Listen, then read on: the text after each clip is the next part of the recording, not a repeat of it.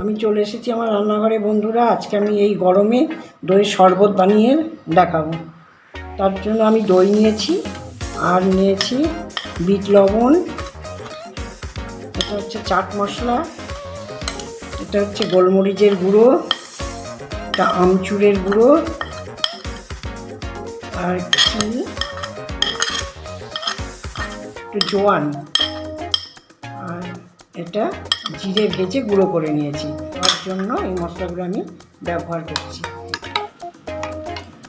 আমি এবার একটু পুদিনা পাতা দিয়ে দিচ্ছি।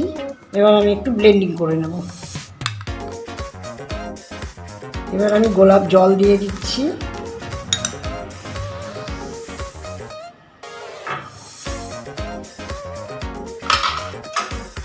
এবার আমি গ্লাসে দিয়ে দেব।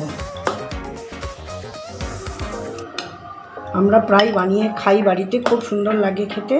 তোমরা এরকম করে বানিয়ে খাবে, খুব সুন্দর লাগবে খেতে।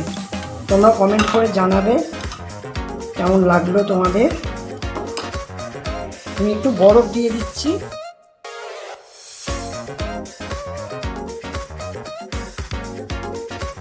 আমি একটু ওপরে গোলাপের পাপড়ি দিয়ে দিলাম।